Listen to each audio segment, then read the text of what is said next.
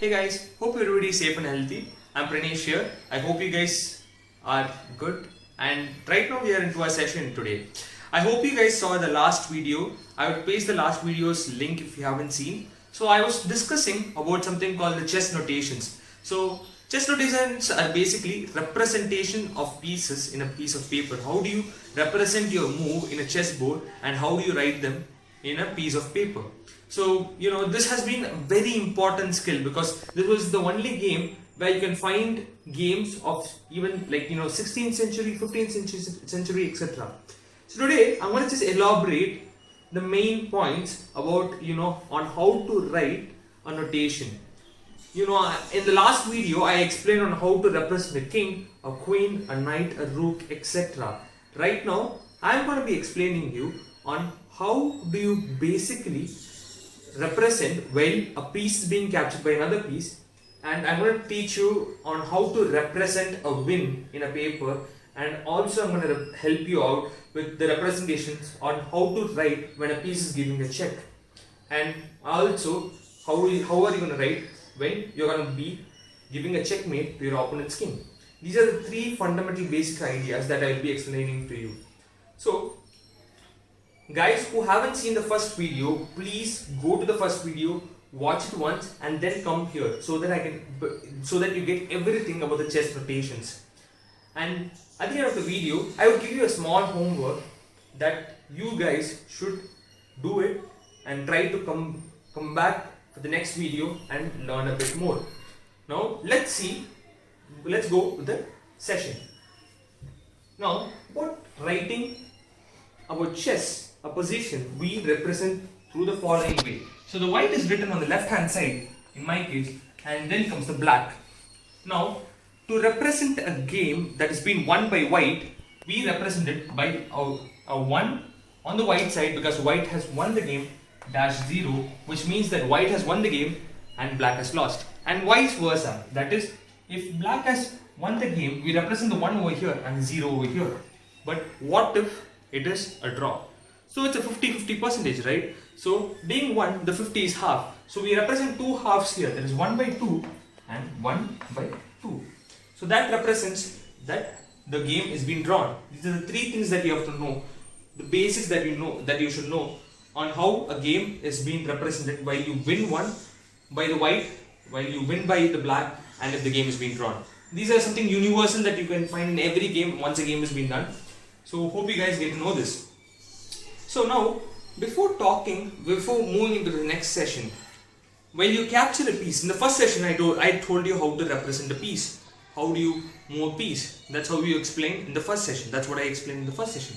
But right now in the second session, I would like to give you the representation on how do you capture a piece. So in capturing a piece, we should know that we use the term X in between because we are actually cutting a piece that makes a difference. For example, while you cut a piece, you are actually taking the opponent's pawn. For example, you're taking a pawn from it. Then we would use the X. But while you're moving into a square, we can just go with the square name. So square names are basically, while you're moving to a square, we represent the square name. But when you're cutting it, we use an X in between to the square that you're moving on. Now, let's go with a small example. So I hope you guys can see my board down. Now let there be a pawn on the square D2 and let there be a pawn on F2. So I'm sorry, I just kept the board on the other side. Let me keep it right. So this is going to be F2 and this is going to be C7. Always remember, the white pawn should be always on the second rank of the board, and whereas the black pawn should always be on the 7th rank of the board. Now let's take the case, that the movement of the pawn is always 2 squares and then it goes 1. Because from the 2nd rank or the 7th rank, even at the 7th rank, it can go twice. After that, it just goes 1 step forward. Now in this case, let me keep the pawn on the E file so that I can demonstrate a capture. So right now, white has moved and has played the move F4. For pawns, we just represent the square name that it has gone in small letters. So basically we represent the square names the pawn has moved. So this is f4, which means that people we have moved the pawn f4 in this case. So right now e5 is the move that has been played. So e5 is the pawn move that has been made from e7 to e5. Now capturing this piece, we represent it through files. Unlike other pieces, pawn is just the square name. So this is how we are going to write the piece. So when you are going to take it, we first take the file which is here, f, then it is going to cross and we're going to find the destination in which it's going to be falling down. It's going to be in e5. So I'm going to take the pawn and write the square which it's going to jump with the x in between. Right now I want you guys to look into the board right now. So when you're taking with the pawn, this is the case that we are taking with the pawn. You represent the file which it was there. In our case, it was in the F file. So that is, this is the F file. So we're just moving into, this is the F file. We're just moving 2 times from here, and this is the E file which has been played. So we're just going to put F file cross the square that it has been done. That is small e file. This is how we write when you take the case of a pawn cancelling another pawn. Now I will give you a small challenge or a small homework. How will you write the move? We have right now the move c4, that is the pawn has moved from c2 to c4. Now b5 was played, b7 to b5. How will you represent the capturing of this pawn to this one? Pause the video once and try to understand what would be the answer for it. Okay, now let's see if the answer is right. Now look into the board. Now let's see the file which is being present here. So white is to play. Right now it has gone 2 squares. That is, in which file is it in? It is in the C file of the board. Now secondly, we have to write on the place where it is going to be landing next. That is, it is going to take the pawn on the other side and go to the square b5. So C takes on b5 means that you have the C pawn has taken the pawn on b5. This is what it basically represents. So this is pretty neat, and we have understood the concept of, cancelling a pawn or cancelling something. That is, we are cancelling the pawn. If it is a pawn, we represent through this way. But let's check out what will happen if it's vice versa. So if in the same case, let's go to the board again. Let's take a white bishop which is on e3 of the board, and let's take a black pawn which is on the c5 of the board. So bishop to e3 and c5 are 2 things that we are seeing here. So how do you represent when you're taking this bishop and you're going to cut on c5?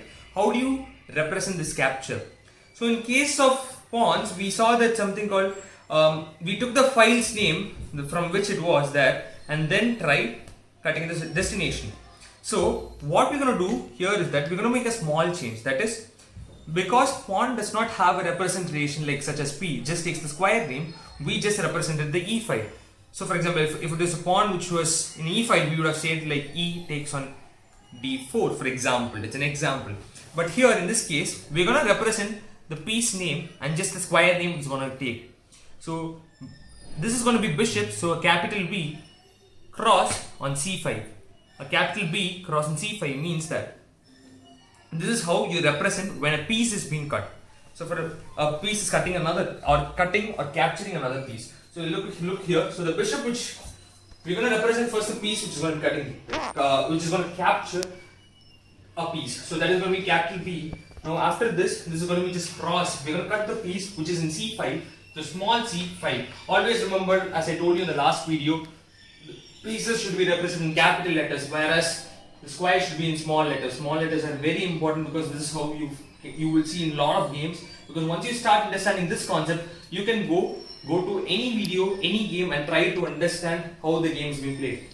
I hope you guys get this concept. If it is the same case, if a queen has taken a piece on c5, you have to represent capital Q on c5. Always remember, you don't need to represent what piece is being cut over here. You just need to represent the square name so that it will be easy for you to understand. Because while you are going through while you are writing the first, second, third, fourth, 5, 6, 7 moves, people will obviously know that that has been a piece in c5, and cutting represents that you have taken the piece and you occupy this particular square. That is what is more important by capturing a piece. Now, as simple as that, let's go with the next two concepts, which is even more simpler. That is, how do you represent while you're giving a check? So let's go to the board immediately right now. Let's take the king. Let the king be on g1, the other king on g8, and let there be a bishop on f6. So if the bishop goes to f4 and gives a check, that is, it is threatening the king to move from its place. So in this case, you have to move the king. But in other cases, there is a lot of options that if somebody is giving a check, and if you have a piece which can attack the piece which threatens the check, then you can do that. First rule. Second rule, if you can defend through another piece, try to check. If the first rule doesn't apply, you go to the second rule. That is, you try to defend through a piece so that the king escapes from the check. Or 3, move the king. Always go through the first 3 rules. Don't change the order, because if you can take the piece, that is a huge advantage for you in winning the game at some point of time. And defending and cutting at the first rule is always try to capture the piece which is giving you a threat. Second, try to always defend it by using a piece so that it might help you in the game, or else simply move the king. That is the 3 rules that I would like to tell about escaping from a check. And right now in this case, bishop is giving a threat at g1. Bishop is giving a check at g1. How do you write it? So right now, let's take the case. So this is white, this is black. So we don't know what white has moved. So always keep 3 dots in the place where you don't know what white has moved. Now, in this case, the bishop has given a check. So bishop goes to the particular square, that is it's going to be d4. So bishop goes to d4, the capital B, the square named d4, and gives a plus. So the plus represents the check. So if it's a queen which is going to be in d4, the queen moves to the square d4 and plus. So plus represents a check. And I hope you guys get the concept of check. Check is nothing but a very simple concept. You know, you're just threatening the king that it will be further attack. You're telling that if you don't move your king or you don't defend it, you will eventually be in a mate. So a check is just a threat that you're giving. A threat call, like, you know, when somebody is kidnapped, so the kidnapper calls and just gives you a threat. If you don't do this, I will do that. That's the same thing. If you don't give my money, I won't do that. So that's the concept here that we are seeing here. So the last one for today is a checkmate. So for example, let's go with the case. Here, let's go to the board. Let's take 2 kings on the opposite side. We'll take the queen.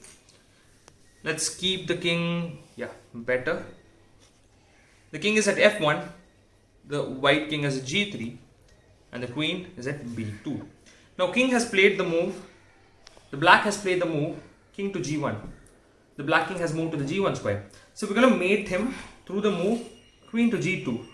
And even queen to b1 is also a mate. So queen to g2 is a check and a mate. A check and a mate is basically when you don't allow your opponent king does not have any place to move, and it comes via with a check. That's what you call a check and mate. If it is the same case when there is no check and the king doesn't, if in this case, if the king has moved somewhere here, there is no check, but the opponent king has no other place to move. That's called a stalemate. So that's what I'm trying to say. Never try to close the opponent's king's move with a pawn, etc., pawn or something. But when it comes, that's just a suggestion. But when your opponent doesn't have a square to move, that's called a stalemate.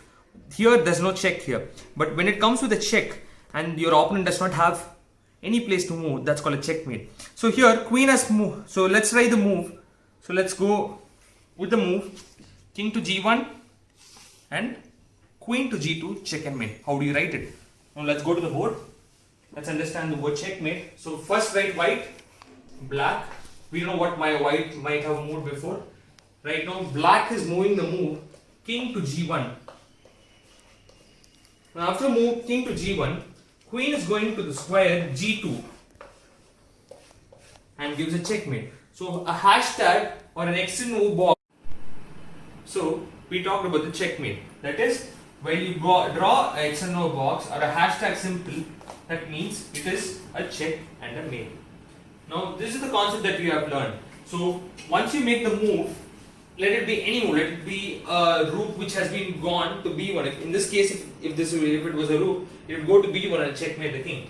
So it goes to b, small b1, and a hashtag symbol at the end means that the game is over. That is a check and mate. This is how you represent a checkmate. Basically, the hashtag symbol is what represents the checkmate. So I hope you guys see this and get to know about this. So today we have seen three things. One, how do you write when you capture a piece? So in case of pawn, it's going to be the e file, which is going to cross on the particular. So you're going to take, if it's a pawn, you're going to take the file from which it is being there, and then to the square it's going to land. And you use the symbol X. So use the symbol X. I'm just circling so that it's just highlighted. So we are giving a check to the opponent king. You have to, after writing the symbol where the piece has moved, you have to give a symbol plus. You have to represent the symbol plus. And finally, when you are giving a checkmate, that is, the king does not have any place to move, and also it gives you a check. With a check, when it gives you, it's a checkmate. And I told you about stalemate. If the king does not have any place, if the opponent king does not have any place to move, then we call it a stalemate. And when you talk about stalemate, there should not be a check. There should not be a threat of cutting, of making your king, to move somewhere, or it should not have a threat. Basically, it should not have a threat. But if there is no threat of, winning your opponent's king, then we call it a stalemate. When you have a threat of winning the game, that is, you're going to attack in the next move, and the king does not have any other place to go, then you call it a checkmate. So hope you guys like this session, and please do watch the last video so that you get a lot out from this video. And as I told you, I'll give you a small homework. Try to go to games, go to other YouTube channels, try to view games and try to understand how they are playing it. So try writing your own games while you're playing, and this will actually help you, to calculate better. So in further sessions, I'll explain you on how to calculate positions and how to give a checkmate and how to solve a lot of problems. And hope to see you guys in the next session. Hope you guys stay safe and healthy and don't get outside. I know this is right now the Unlock 2.0 is going on, but always stay safe. Go out, but with a lot of measures. Thank you guys. Please like, share and subscribe to our channel Shubhashish Initiate.